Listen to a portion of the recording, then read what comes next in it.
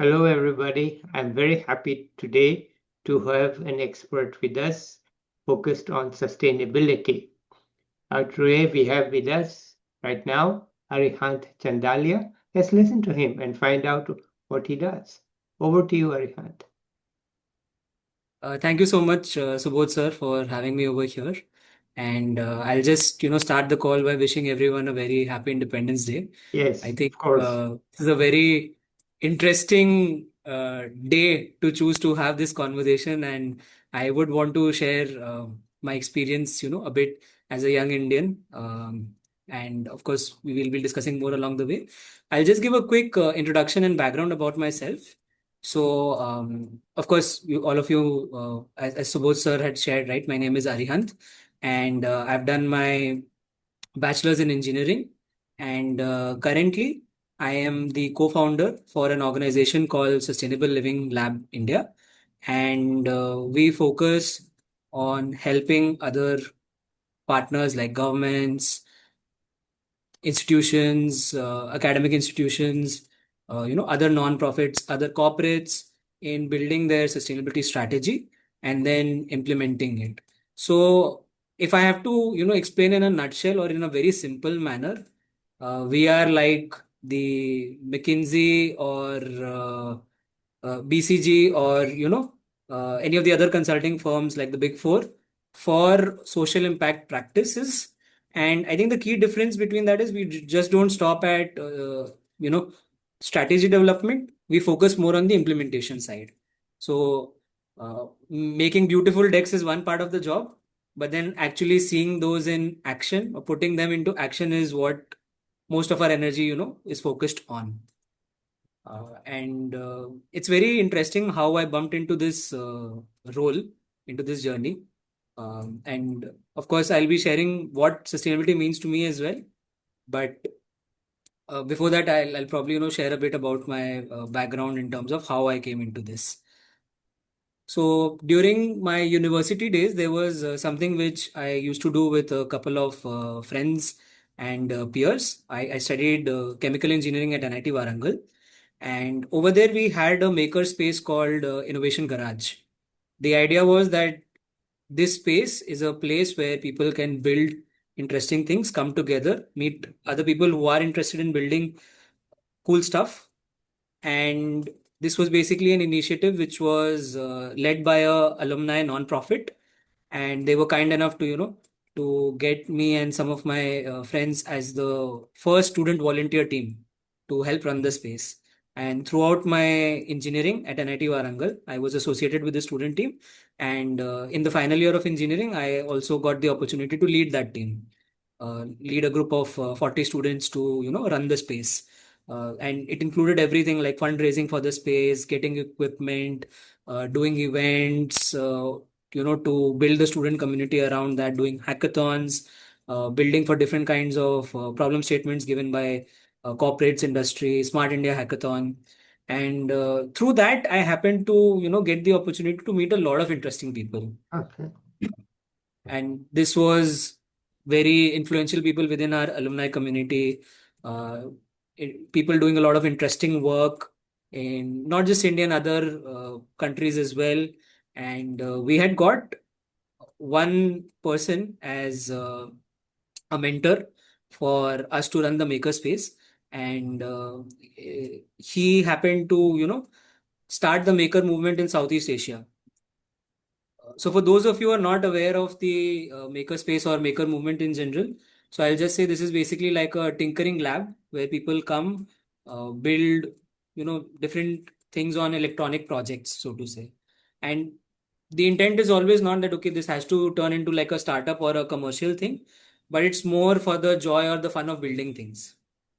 And this is quite popular as a fancy boot camp these days for school students in international schools and all. But also, I think the government of India has done a fantastic job together with a lot of corporate partners in building the Atal Innovation Mission. And through that, they have built Atal Tinkering Labs. So I think if you happen to get a chance to, look at the Atal Tinkering Labs, the makerspace concept is basically the same thing as that. But the difference was that we did it for the university. Coming back, so I happened to meet my co-founder, and he's based out of Singapore. And through that, the conversation started that, okay, let's do something in India. And I joined as the first employee of this company together with another friend of mine. And then gradually, things happened, built, and, now I'm leading the India unit for this organization called Sustainable Living Lab. So that's how, I entered into the sustainability space. Before joining, I didn't have a formal understanding of sustainability, so to say, right? And commonly people associate this with anything related to environment protection and saving trees, saving the environment, which it is. A large part of it is related to that. But as the word sustainability suggests, it basically means doing things in a manner which do not affect our ability to continue doing those in the future. That is the core principle tenet of sustainability. And if we look at this core principle or tenet, what we'll understand is that the scope of sustainability is actually quite large, broader than just the environment. Because the environment doesn't exist in isolation. It is impacted by a lot of things around it, by a lot of things which it consists of. Human beings, the objects around us, flora, fauna, industries, how we interact with each other. And within the sustainability world, people generally, refer to the definition given by United Nations on the 17 Sustainable Development Goals, and that's also what we adhere to in terms of whenever we are working on certain projects. We try to design interventions which help in progressing either of the sustainable development goals or targets. And majorly, we've been focusing on education, digital skilling. We've also done a couple of interventions within agriculture. And along with that, we've also focused on community building, uh, reducing electronic waste, building or designing movements which help in creating awareness around sustainability and getting people to be a part of it. Very recently, we've also started working on climate risk and climate adaptation, because one consensus which is common within the scientific community is that we've probably reached a point where some of the climate related changes are closer to being irreversible. So what that means is it's not enough to just say that, okay, we will work on reducing the climate impact, but it's also important to plan ahead in terms of trying to get or understanding that climate change is now a part of it is permanent and we have to live with it. We have to adapt to those changes. So this is at a high level in terms of the work I do. And I'll be giving some specific examples to make it more relatable, because whenever I talk about these things, a lot of people are like, especially when I'm talking to my relatives, friends who are in corporate, they're like, what the hell are you doing? We are not able to relate to this. But when I start sharing about certain projects, then they're like, okay, now we can relate to what you're doing. The interesting part, and also the one of the challenges of doing this work is there's a lot of variety in it. Means that some days, like I mentioned, right, we'll be working on digital skilling, AI skilling initiatives. The other day talking to some stakeholders or some clients about climate risk. So the variation is quite a lot. And how we are able to manage that is I have the help of a fantastic team to make sure that we have the right kind of experts for different things. And my job is more focused, at least as of now, it's more focused on making sure that the synergies are built between different team members working together, and we are able to move forward in a designated manner. Okay. Yeah. It's a very good introduction. I'm very happy with it. You said you'll share some examples. Let's hear them. Yes. So one project which I started my professional journey with, I've been working in this space for 6 years now. And my journey began with helping draft the AI curriculum This was back in 2019. I joined the company as someone, who is going to help with curriculum development because I also came from an engineering background. And the idea was that this curriculum, we had partnered with a technology MNC, and as a part of their corporate social, you know, responsibility CSR strategy, uh, the idea was that they will partner with the government and help them in setting up a framework for integrating AI into the school syllabus, school curriculum. And through this, we of course got to work on a very interesting multi-stakeholder project where CBSE was involved, the Ministry of Education was involved, this corporate partner was involved, and of course we were designing the program at the back end together with different pedagogy and subject matter experts. And eventually, this program was adopted as the official syllabus for AI in CBSE schools across the country from grades 8 to 10. And through that, I got a lot of exposure how this entire multi-stakeholder project where government comes together, where a social enterprise like ours comes together along with a corporate partner, how it works, what are different priorities, balancing between those, you know how to create synergy between that. So it was like a very interesting journey. And basically for the first 3 months of my job, I was living out of a suitcase, traveling from one city to the other, one place to the other to train to conduct teacher trainings for different schools to make sure that the AI curriculum is actually getting accepted on the ground. So this was one of the first projects which we did, and I learned a lot through this experience. And what I also understood was, before this, I had a very technocratic uh, worldview, so to say, right? And what I realized was that technology is just one piece of it. Just through technology we cannot solve all problems. You need to focus on social acceptance, how it is aligning with values of different people who may not be from a technology background. How do you make things easy from their perspective? How to actually bring a design thinking mindset into the interventions you are building. And generally as engineers, right, often we are not, like, the assumption is that we are not very good at that. We are good at building solutions, but how to make it really easy to use, how to make it very relatable to the target audience we are serving, that often does not come naturally. And I had a very good learning curve on that front. And I'm very thankful that I got this opportunity to, and work in such a challenging environment, such a fast evolving environment at so early in my career. And that really helped uh, me focus on a lot of other things which often people believe not to be so important, but they are actually quite important. And on that front, right, talking about things which are perceived not to be so important, but are actually, the things which ultimately move the needle forward for a lot of things. I think social skills and values are something which are very, very underrated. And because I've got the opportunity to work on projects which different countries are doing, I think on this front, there is a lot of scope for improvement within our country. And I feel today is like a very opportune moment to talk about that also a bit. Of course, it's not that, we should just restrict these discussions on either Independence Day or Republic Day and forget about it for the rest of the year. That's not the goal.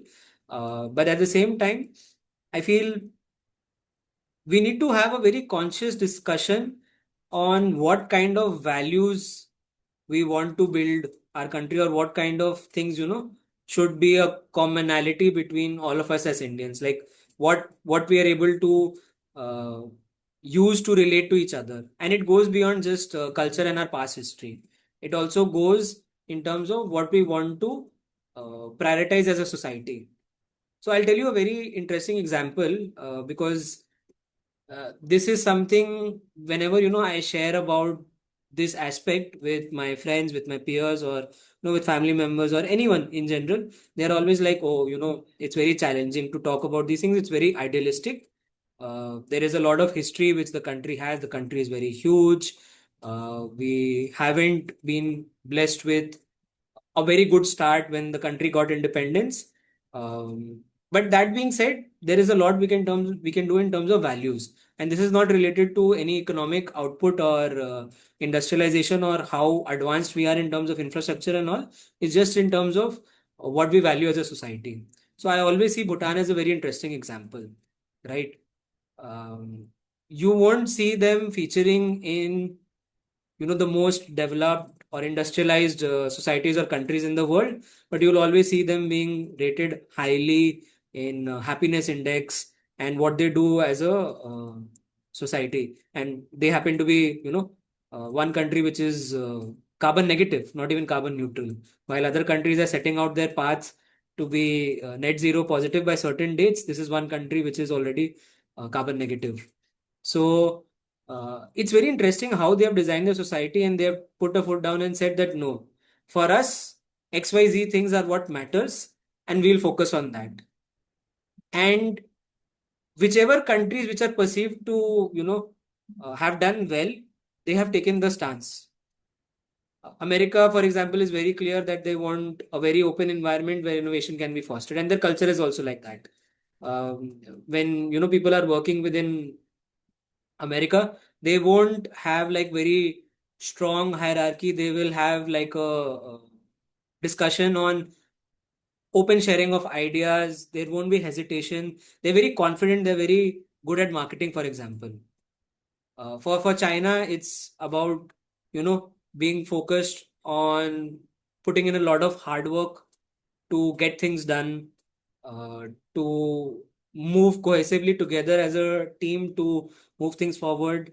For Bhutan, it's about making sure the way of lifestyle is very in line with what the environment would, be compatible with.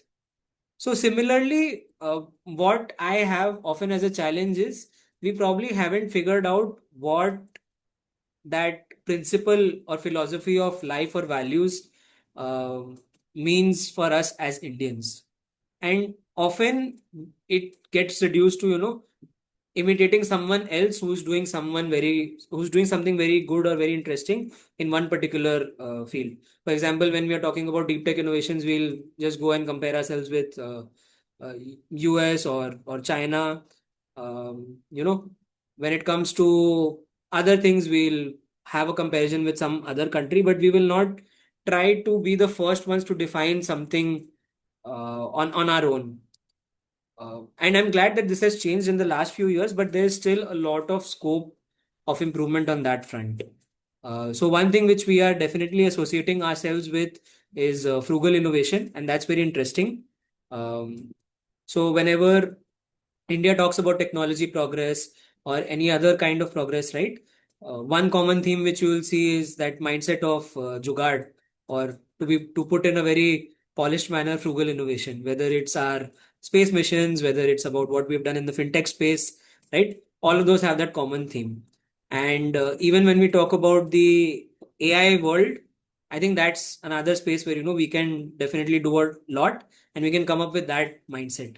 We may not focus on just building deep tech innovation through infrastructure, through compute, but we might focus on truly defining what it means to use AI for the underserved, for the less privileged, for people, whose lives can actually truly be altered by that, rather than just building more economic value for big companies, big corporates like that. I'm not saying that that is not important, but the point is that we need some differentiation to help us stand out. And that's a conversation worth having.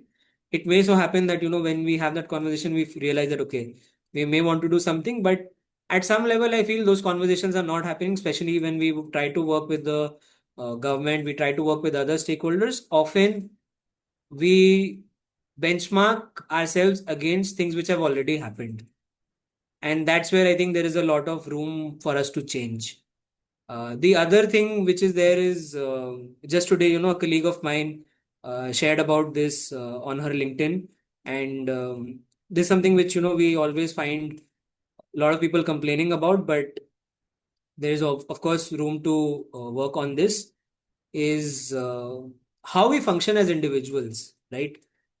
I think one of the biggest challenges which I have seen in terms of whatever work we are doing in India, right, compared to when we do similar projects in other parts of Asia, uh, is there's a very high environment of distrust or mistrust. So we are a society where trust has to be earned, and I feel we can make a lot of progress if trust is, you know, a given at the start, unless proved otherwise. And it shows in all our day-to-day interactions, right? You will see, starting when you interact with vegetable vendors and all, there's always a tendency to bargain, because at the back of everyone's mind is, okay, this other person is trying to fleece me. And hence, my guard needs to be up, and I need to proactively, push for things. While I'm driving, I'm on the road, I want to, honk, because if I don't honk, then people won't let me, move forward. Uh, if I am talking about, getting things done in terms of getting a service from the government, or even at private places, even, when I'm queuing up for something at the bank, I'll try to uh, cut my way through the queue, try to, not follow an order because everyone else is doing it. Hence, if I don't do that, I'll be left behind. And I think this is something which, we really need to change at a philosophical, value-based level. It's very tough to, bring a change about this, but these are the small things where I feel if we are able to change this as a habit, as a lifestyle, we can really do fantastic things. And this is visible in some pockets. I won't say that, it's all grim on this front, but more can be done on this part. And the other thing is, having a scarcity mindset. Now, of course, for our parents, our grandparents' generation, it was quite true that the opportunities were very limited. But today, India is very different, and we are very lucky to, be part of this different India, where opportunities are far more freely available, and it's really up to us to move the baton forward in terms of having that open collaborative mindset. One problem which I often see within the sector I operate in, especially within the social sector, the development sector, or the sustainability sector, there is a tendency to not collaborate as frequently as we can, and this results in a lot of duplication of efforts, of work, because, people are more concerned about credit sharing. They're more concerned about, okay, is this idea going to be copied over? And often it becomes like a very competitive environment where we are where we think we are fighting for the same set of resources or opportunities. But if we take a step back and think of it from a different perspective, that if we collaborate together, maybe we can increase the pie for everyone, and everyone is benefiting out of it. We need to come out of that mindset that, okay, if I want to progress, I need to leave five people behind me. And this is something, sadly, our school system and in general growing up, this is kind of ingrained in us. I give the IIT JEE and, JEE mains advanced exams, and this was drilled in our head that, okay, if you don't do well, others are going to leapfrog you, and that continues even when we go into our careers, when we go into our jobs. In fact, even continues within our own social network. When we are talking to friends, you wouldn't want to recommend your friend to another job which you have access to, because you will think, oh, this person might go ahead of me, or if they don't do well in the interview, I'll lose my social capital. So that mindset is what something which we need to work on. And for me also, it's taken a long time to overcome that. But luckily, I was surrounded with people, friends who were always quite supportive, and my family has been very, very open in terms of that. I really owe a lot of whatever, little recognition or success I've got to my parents, especially my mother and my father. And the other thing which also, was a very drastic change in my life was when I lost my father in 2020. That was like a very, very big shift.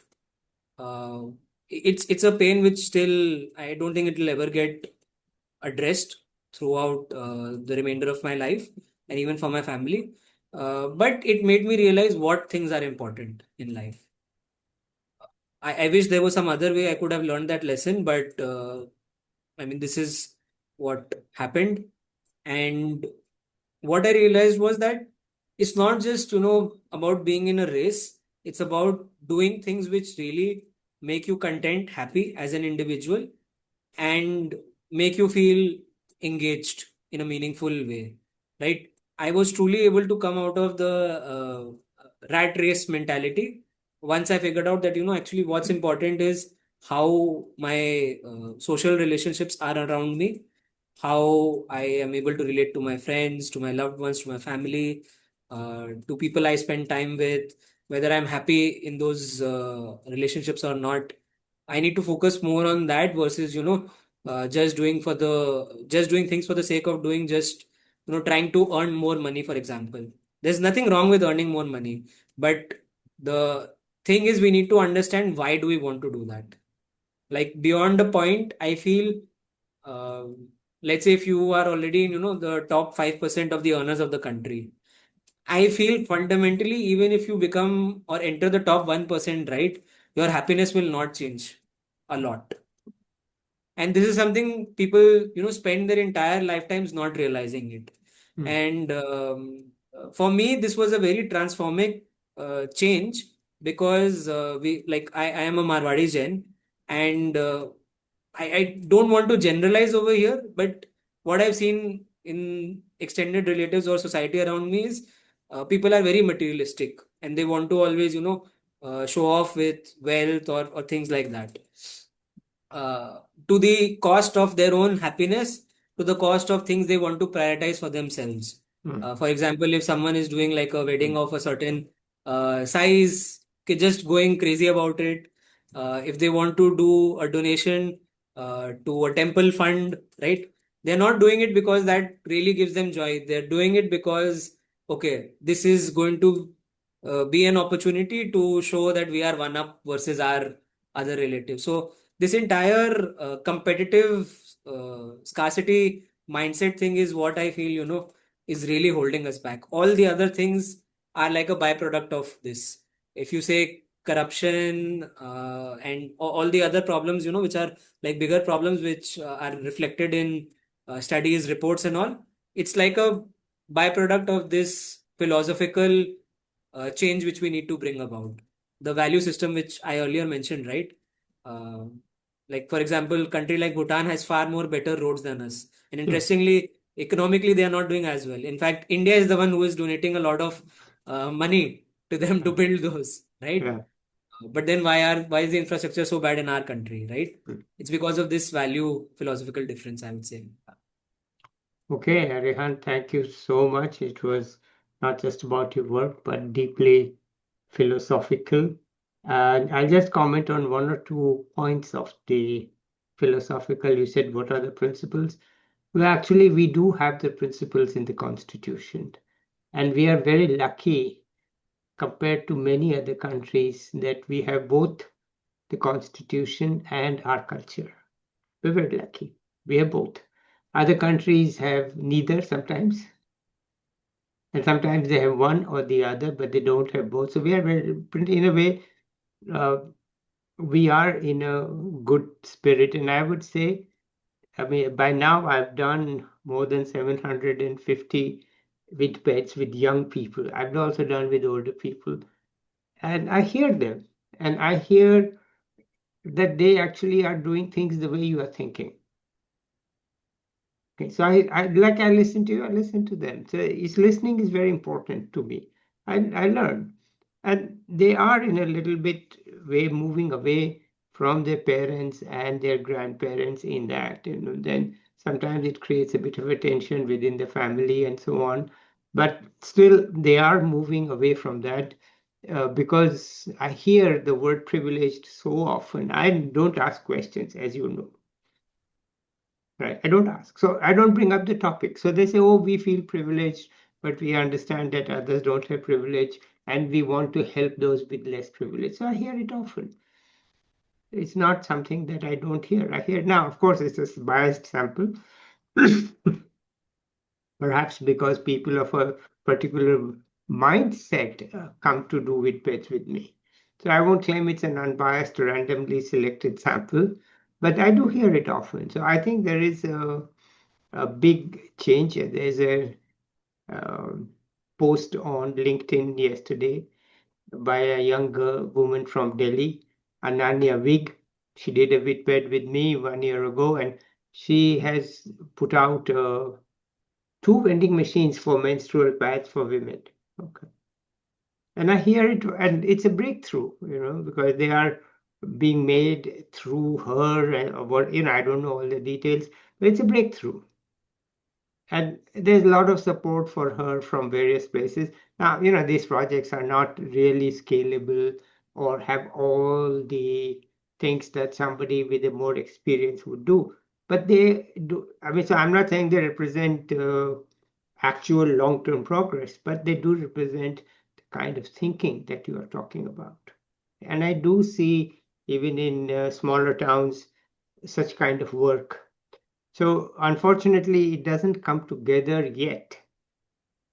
Okay, there are scattered instances of people doing things here and there, and they don't add up because there's no platform to connect them. There's no way to know each other and so on. So there's a little bit some gap, but I think it's not so grim as you might think. It is better. And the mentality is sort of changing, that the government should. It's changing to I should. Yes. And it's a little bit of change I hear. And I support that. So I think that's a very positive development. On the innovation side, I had on a Vidped a person who's financing startups. He's successful at it. He says, but Subodh, and I'll put my caricature on it. They are all copycats. And the moment they are slightly successful, they are foreign financed. And the foreign financing means that they are essentially focused on the market of the top 300 million people. And they don't go below that because the market is not there. And so, they're copycats. There's nothing new. And they may be doing it frugally, but the frugally tends to mean that the workers are very poorly paid, like all the delivery workers in the big cities. They are really working very hard for very low wages. Luckily for the companies and the well-off, you have a pool of workers who are willing to work for a little bit because the village situation is worse.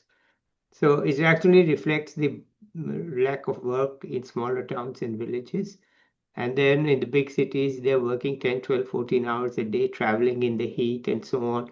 I mean, you wear a helmet on a hot day. I mean, where's the air conditioning? You had it, right? So they're fainting in delivering things. So I'm not, let us say, finding frugal innovation, which you are finding. I don't find it.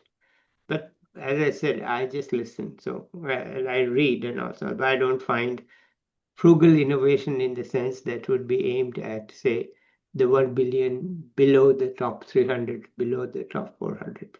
Okay, let's leave that aside. This is not my turn to talk. It's your turn to talk.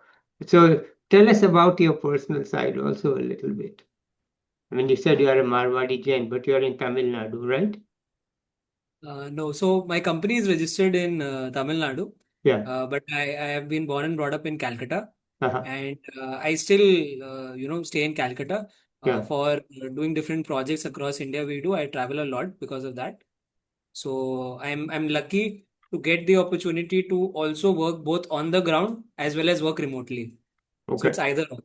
Okay. So, Uh, but why are you registered in Tamil Nadu? Because your founder is from Tamil Nadu? yes. Huh? Yeah. Yeah. Okay. So All so right. so that's the reason why. Hmm. And we have an office in Bangalore also. Hmm. I often travel there. Hmm. But then our work pans across India. We have done projects in Northeast, in places where it would take like 8-9 hours just by road from the nearest airport to reach that place. And we have Okay. done skilling programs over there as well. Okay. So. Arihant, I have many things I want to discuss with you offline.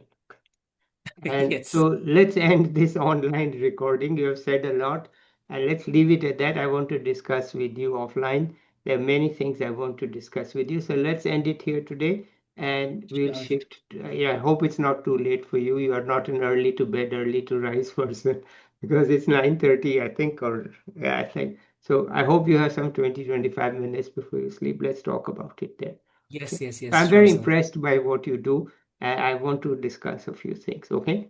All right. So let's Okay. leave it to that with that to the audience. I'll be back with another young person or an expert soon. Arihant is somewhere in between. He's a young expert. So I'll be back with people like him. That's all for today. Bye, everybody.